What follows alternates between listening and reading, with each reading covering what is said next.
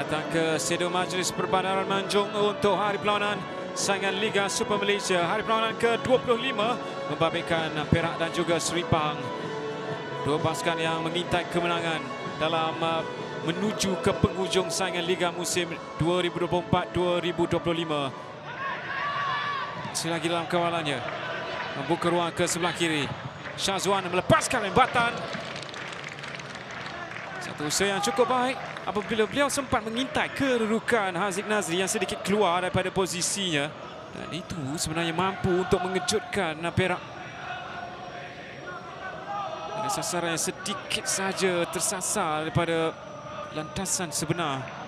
Afif Ashraf dengan hantaran dikeluarkan oleh Saiful. Asfar Fikri dengan rembatan. Dan ada biasan untuk sepakan penjuru yang ke-6 buat tuan rumah.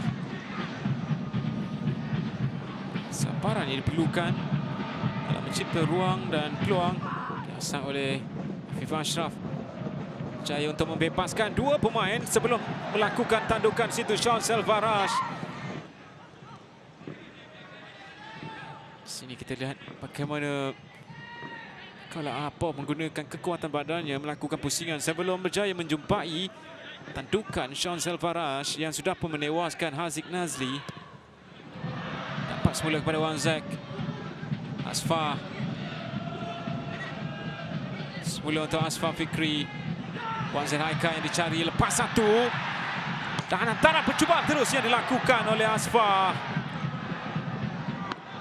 Meskipun pada awalnya kelihatan seperti Wan Zek yang dijatuhkan oleh Adam Nur Azlin. Pakyudin masuk ke bahagian tengah. Pakyudin merembat. Ada biasan. Hampir-hampir. Dikala pintu gol yang sudah pun terengah luas. Dikala Haziq Nazri juga sudah silap langkah.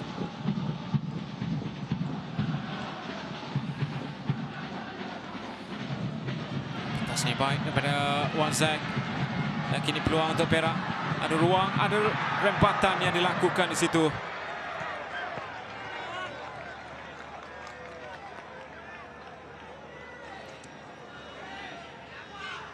Rempatan yang dilakukan oleh Daniel Hakimi.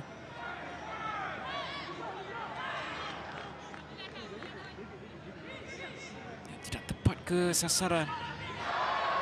Advantage yang diberikan. Saravanan meningkatkan kelajuannya. Masa lagi Saravanan untuk Pakyudin. Dihantar ke belakang semula Saravanan. Akhirnya memecah kebuntuan. Impak seorang pemain gantian. Dan itulah yang diperlukan oleh Fandi Ahmad untuk mengubah cerita di Manjung.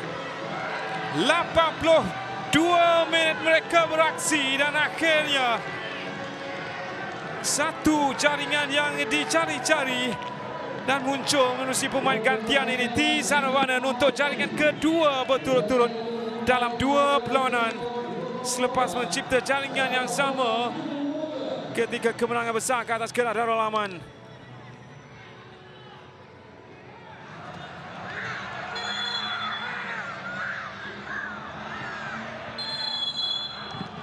Di taman aksi di Stadium Majlis Perbandaran Manjung. Selepas mereka dipisahkan dengan satu jaringan yang terhasil pada minit ke-82. Jadi taman aksi di Stadium Majlis Perbandaran Manjung. Perak 0, Seri Pahang 1.